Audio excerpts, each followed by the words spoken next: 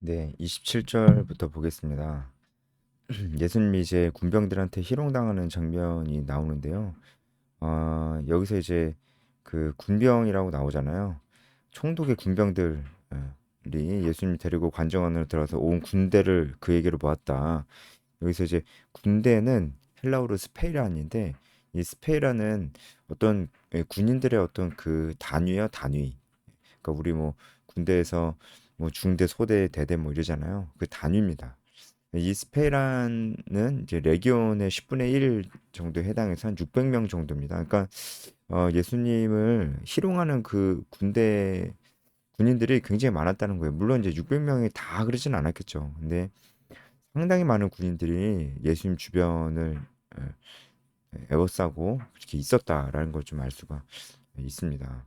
그래서 예수님의 옷을 벗기고 이제 홍포를 입히고 했던 거는 왜 그런지는 아시죠? 이 홍포는 귀족들만 입는 옷인데 어, 진짜 귀족 옷은 아니었겠죠. 이제 그런 비슷한 것을 입히고 그리고 가시관을 이제 씌운 것도 갈대를 오른손에 들린 것도 다 왕의 행세입니다. 면류관, 홍포 그리고 이제 갈대는 왕이 그 오른손에 가지고 있는 그 홀입니다. 홀. 황제의 홀입니다. 그것을 이제 패러디한 거죠. 예, 그렇게 왕의 행색을 입혀놓고 예수님을 이제 조롱하는 거죠. 이제 왕이다, 왕이라고 했으니까 너가 진짜 어, 왕이냐 막 이러면서 예수님을 희롱하는 거죠. 예수님께서 한마디도 안 하셨습니다. 한마디도 안 하고 그 모든 조롱을 다 받아내셨습니다. 마치 실패한 것 같지만 패배한 것 같지만 사실 진정한 승리로 가는 길이었죠. 음, 그리고 이제 십자가에 못 박으려고 예수님을 끌고 나갔습니다. 그래서 십자가 처형 방법에 대해서 제가 처형 방법이라기보다는 십자가형이 어떤 것이었는지 당시에 십자가형이 어떤 것인지에 대해서 좀 말씀을 드리면 이 십자가형은 로마에만 있었던 건 아니고요. 고대 근동의 다른 나라에도 이 십자가형이 있었습니다. 이 십자가 형벌 너무나 잔인했었기 때문에 노예나 반역자들에게 주어졌던 형벌이었는데 어, 뭐 강력 범죄자들한테도 이런 십자가형이 주어지기도 했습니다. 이것은 특히 이제 어, 로마 안에서는 로마의 어떤 공권력을 과시하는 용도로도 쓰이기도 해서 이 십자가 위에서 죽어가는 어, 이 사람을 많은 사람들이 바라보게끔 했습니다. 그래서 어, 사람들이 많이 다니는 그 길 옆에서 이 십자가 처형이 이루어지기도 하고 그랬다고 합니다. 어쨌든 그렇게 아주 잔인하고 그리고 사람들이 딱 보면 경악할 만한 그런 처형 방법이었다는 것이죠.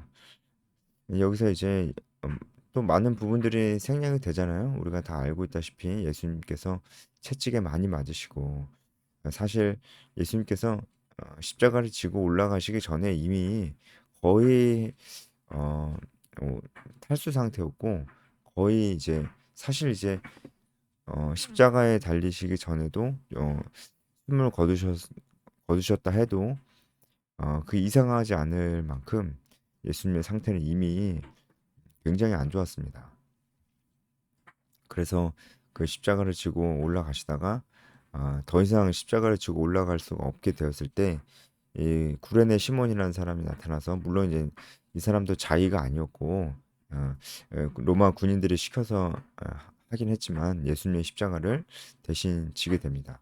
이 구레네 사람 시몬이 나오는데 여기서 구레네라는 것은 이제 헬라어 퀴레나이온입니다. 퀴레나이온. 여기는 이제 북아프리카 리비아 위쪽에 있던 한 성읍입니다. 북아프리카 리비아에 있던 한 성읍입니다.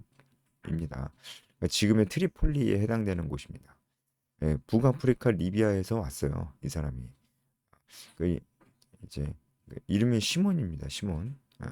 시몬은 하나님께서 들으셨다라는 그런 신앙적인 뜻을 갖고 있는 그런 이름입니다. 그래서 이 사람은 아마도 유대인이었을 거라고 보여지고요. 그러니까 북아프리카 리비아에 사는 유대인이죠. 근데 북아프리카 사람이 왜 여기 있냐? 지금이 6월절이잖아요. 6월절이 이제 코앞이잖아요. 그러니까 명절 때문에 온 거죠. 이 6월절 때는 그 전국에 퍼져 있는 모든 디아스포라 유대인들이 다 예루살렘에 와야 되잖아요. 특히 남자들이 꼭 와야 되는데 이, 이 시몬도 그래서 온 거죠. 그러니까 이 사람은 유대인이고 어, 신앙이 아주 어, 좋았던 사람인 것 같습니다. 예, 물론 이제 예수님 몰랐지만 유대인으로서 신앙이 아주 좋았던 사람인 것 같습니다. 그리고 이 사람이 예수님의 십자가를 대신 지고 올라가는데 어, 이제 마가복음 15장 21절에 보면은 구레네 사람 시몬의 아들의 이름이 알렉산더와 루퍼였다 이렇게 나와요. 이걸 보면은 어, 아마도 이 구레네 사람 시몬의 뭐 적어도 아들들은 초대교회 성도들에게 마가복음이 쓰여질 당시 이제 초대교회가 있었잖아요. 초대교회 성도들에게 잘 알려진 인물이었을 것이라고 추측을 합니다. 그러니까 그 얘기는 이 시몬이 나중에 예수님을 믿게 됐다는 거죠. 그러니까 예수님 믿게 됐다면 언제 믿게 됐을까요?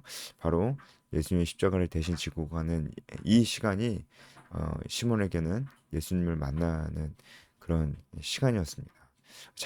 자의가 아니었지만 타의였지만, 근데 이 십자가의 길을 걸어가면서 예수님을 만나게 됐다는 거죠. 그러니까 좀 어떤 생각이 드나요? 우리도 때로는 하나님께서 우리에게 명령하신 삶이 있잖아요. 특히 이제 우리가 복음을 전하고 제자를 낳는 삶을 정말로 힘들어하고 그런데요. 어, 우리가 열심히 예배드리는 삶은 너무나 당연하고요. 그리고 개인적으로 말씀도 보고 기도도 해야 되는데 이거 다 하려면 사실 너무 힘들잖아요. 근데 우리가 이 힘든 삶을 살아간다면 어, 우리가 그런 삶을 살아가지 않을 때보다 우리가 정말 예수님의 고난에 동참함으로써 어, 우리가 정말 그 주님을 깊게 만날 수가 있다는 거죠. 주님과 인격적인 동행함을 이런 고난 가운데도 우리가 경험할 수 있다는 것이죠. 그러니까 자의로 하면 참 좋겠지만 자의로 안 될 때는 타의로라도 타의로라도 억지로라도 그러니까 해야 될 때도 있다는 거죠. 항상 그럴 수는 없지만 그래도 그것이 우리에게 유익할 수 있다라는 말씀을 좀 이 말씀을 보면서 알게 되는 것입니다. 골고다 지금 해골의 곳이라는 곳에 이르렀습니다. 이곳에서 예수님께서 못 박히시는데요. 이 골고다라는 것은요, 해골의 장소라는 그런 뜻이 있는데요. 이 아람어를 헬라어로 음역한 겁니다. 그러니까 아람어예요. 골고다는 아람어입니다. 근데 이제 우리나라 말로도 이제 그 뼈를 골이라고 하잖아요. 골. 그러니까 왠지 이제 한글 같기도 해요. 저는 옛날에 어렸을 때 한글인 줄 알았는데 당연히 아니죠. 이거는 이제 아람어죠. 아람어를 헬라어로 음역한 겁니다. 이제 예수님께서 못 박히시고 이제 십자가에 못 박히셨는데 이 군인들이 쓸개탄 포도주를 예수님께 마시게 합니다. 이거는 사실 마취제예요. 그러니까 십자가 처형의 고통이 너무나 극심하고 또 극심한 고통을 굉장히 오랫동안 느끼면서 서서히 죽어가는 것이기 때문에 이 죄인들에게 자비를 베푸는 것 중에 하나가 이 쓸개탄 포도주를 마시게 하는 것입니다. 자비를 베푸는 거죠. 너무 고통스러우니까 이 마취 효과가 있는 이 쓸개탄 포도주를 주는 겁니다. 그러면은 이 고통을 좀 완화할 수가 있으니까요. 마가복음에는 몰약을 탄 포도주라고 되어 있는데 몰약도 이 마취 효과가 있어서요. 이게 예수님께 마시우게 한 것이 몰약을 탄 포도주인지 쓸개 탄 포도주인지는 정확히는 알 수 없지만 어쨌든 둘 다 마취용으로 쓰이는 것이고 이런 포도주를 준 이유도 똑같으니까 예수님께 이런 걸 마시게 하려고 그랬습니다. 근데 예수님께서 거절하십니다. 예수님께서 예, 마시고자 하지 아니하셨을까요? 그것은 물론 이제 마지막 만찬 때 포도나무에서 난 것을 다시 마시지 않으시겠다고 말씀하신 것도 있지만 그것보다는 예수님께서 주어진 고난을 모두 다 온전히 받기를 원하셨던 것입니다. 예수님께서 자발적 순종으로 주어진 고난을 온전히 다 받기를 원하셨던 것입니다. 이걸 봤을 때 예수님께서 사실 다시 한번 느끼는 거는 패배한 것 같지만 참된 승리로 가고 계신다라는 것을 또 우리가 알 수가 있어요. 그리고 이제 예수님을 못 박은 군인들이 예수님의 옷을 제비 뽑아서 나눴습니다. 이것은 성경에 기록되어 있는 대로 예언된 대로 성취가 되는 것이죠. 시편 22편 18절 말씀에 있는 예언의 말씀이 성취가 된 것입니다. 그리고 거기 앉아 지키더라. 그러니까 목숨이 끊어지기까지 로마 군인들이 거기 앉아서 지키고 있는 것입니다. 그리고 예수님 머리 위에는 유대인의 왕 예수라는 팻말이 붙였습니다. 좀 더 정확히 말씀드리자면 나사렛 예수 유대인의 왕이라고 되어 있는 팻말이 붙었는데 요한복음 말씀에 의하면 이 말이 나사렛 예수 유대인의 왕이라는 이 죄패가 세 가지 나라 말로 기록되어 있다. 히브리어, 로마어, 헬라어 이렇게 세 가지 나라 말로 기록되어 있다고 그렇게 나와 있습니다. 이 사람들은 조롱하려고 이렇게 나사렛 예수 유대인의 왕이라는 죄패를 붙인 거잖아요. 죄목이잖아요. 지금 예수님이 유대인의 왕, 그러니까 반역자로서 지금 처형을 받는 거잖아요. 네가 무슨 왕이냐 이러는 조롱의 의미로 이 죄패를 붙인 것이지만 사실 아이러니하게도 진짜 사실을 붙이게 되고 진짜 예수님께서 유대인의 왕이시잖아요. 그렇게 된 것이죠. 그리고 사람들은 머리를 흔들고 예수님을 모욕하고 성전을 헐고 사흘을 짓는 자요. 이 얘기는 대제사장 가야바의 안뜰에서 불법 재판이 있었을 때 불법으로 이제 증인이 증언했었던 내용입니다. 그러면서 예수님을 모욕하고 사람들이 예수님을 많이 희롱합니다. 남은 구원하였을 때 자기는 구원할 수 없도다. 이렇게도 합니다. 그리고 너가 진짜 이스라엘의 왕이면 지금 십자가에서 내려와라. 그럼 우리가 믿겠다. 이런 조롱들이 예수님이 광야에서 시험 받으셨을 때 그때 조롱들과 좀 비슷하기도 하죠. 이제 마귀도 예수님께 그러잖아요. 하나님의 아들이거든 뛰어내리라. 하나님 너 구해주시지 않겠냐. 이런 조롱들과 다 비슷합니다. 예수님께서 지금 자기 자신을 당연히 구원하실 수 있죠. 그리고 지금 바로 십자가에서 내려오실 수 있죠. 하지만 그렇게 하지 않으셨습니다. 그러니까 이것이 바로 순종의 길입니다. 어, 이 길을 걸어가지 않을 수도 있습니다. 하지만 자발적으로 이 길을 걸어가는 것입니다. 이게 순종이에요. 우리의 삶도 그래야 되겠죠? 그러니까 이 길을 걸어가지 않아도 되는데 이 길을 걸어가도 나에게 내가 뭐 유명해지는 것도 아니고 돈이 생기는 것도 아니고 내가 뭐 이익을 볼 것도 아니고 이 길을 걸어가도 내가 이득을 볼 게 하나도 없는데도 이 길을 걸어간다. 바로 그것이죠. 하지만 그래도 자발적으로 이 길을 걸어간다. 왜냐하면 내가 하나님 사랑하기 때문에 내가 이 길을 걸어간다. 하나님께 순종하는 삶이 맞는 것이기 때문에 내가 이 길을 걸어간다. 우리도 이렇게 고백을 해야 되겠죠. 그리고 예수님과 함께 십자가에 못 박힌 강도들이 이제 마지막으로 이제 나오는데 44절에 이 강도들도 예수님을 함께 욕했다고 이렇게 나와요.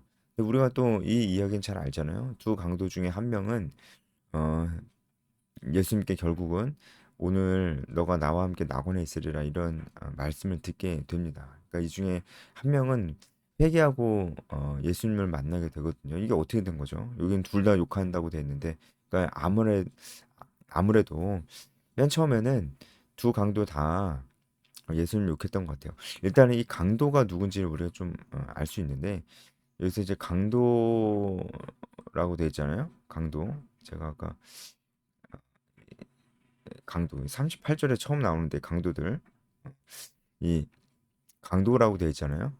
이 강도는 그냥 도둑놈이 아닙니다. 헬라어 단어가 달라요. 그냥 도둑놈은 클렙테스라고 해야 그냥 도둑놈, 좀도 그냥 도둑놈입니다. 그런데 여기서 이 강도는 레스테스라고 쓰여 있습니다. 이 레스테스는 폭력을 동반하는 강도입니다. 그리고 이게 정치적인 의미로 쓰였을 때는 반란 선동자, 반역자를 나타냅니다. 근데 예수님께서 지금 반역자로서 십자가 처형을 당하시는 것이기 때문에 아무래도 이 강도들은 폭력을 동반한 그런 반란 선동자, 반역자들 아마도 바라바와 비슷한 부류의 사람들이었을 것으로 추정을 합니다. 단순한 강도가 아니고 그런 살인과 폭력을 저질렀었던 국가 반역자 일 가능성이 높습니다. 그러니까 아주 무서운 사람들이죠. 무서운 사람들이에요. 그 사람들이 마지막 죽어가면서 예수님을 막 욕했어요. 근데 이 중에 한 명이 변했다는 거예요. 그게 우리가 어떤 일이 일어나는지 좀 유추해 본다면 예수님께서 가상칠언, 그러니까 십자가상에서 어, 몇 가지 말씀을 하시잖아요. 그 중에서 원수를 용서해 달라는 예수님의 기도가 있습니다. 아마도 이 기도를 듣고 또 가상칠언을 들으면서 어, 예수님 욕하던 것을 멈추고 그리고 예수님을 다시 보게 되고 예수님을 하나님의 아들로 믿게 된 것 같습니다. 아주 놀랍죠? 아주 놀라운데 그런 일이 있게 된 것 같아요. 그래서 처음에는 욕했지만 나중에는 예수님을 맞아들이고 결국은 예수님과 함께 낙원에 있게 되는 그런 강도의 이야기를 우리가 볼 수가 있는 것이죠. 그러니까 이렇게 폭력을 일삼고 사람을 죽였을 수도 있는 이런 사람일지라도 예수님을 믿으면 용서받을 수가 있는 거예요. 사실 죄인이라는 게 그렇잖아요. 사람 죽인 사람만 죄인이 아니고 마음속으로 형제를 미워하는 것도 죄인이라고 살인한 자라고 말씀하셨는데 그 말이 정말 맞거든요. 그래서 우리 모두 다 흉악한 죄인들입니다. 하지만 예수님을 믿으면 용서받을 수가 있는 것이에요. 우리가 십자가에 이렇게 묵묵히 이 마치오가가 있는 포도주도 드시지 않으시고 이 모든 고난을 묵묵히 다 받으시는 예수님의 모습을 보면서 우리도 이 십자가를 지는 삶을 살아야 된다는 것을 우리도 한번 생각해 봅니다. 그 삶이 어떤 삶일까요? 그 삶이 어떤 삶일까요? 자발적으로. 그리고 힘들 걸 알면서도 이 길을 걷는 삶. 이게 십자가의 삶입니다. 나는 그 길을 걷고 있는가? 나는 이 예수님의 사랑을 받고 어, 그냥 십자가의 길을 걷는 것을 포기하진 않는가? 이런 생각을 해보면서 저도 이제 그런 걸 좀 묵상을 하게 됩니다. 묵상하면서 우리 삶을 돌아보는 시간이 되었으면 좋겠습니다. 여기까지 하겠습니다.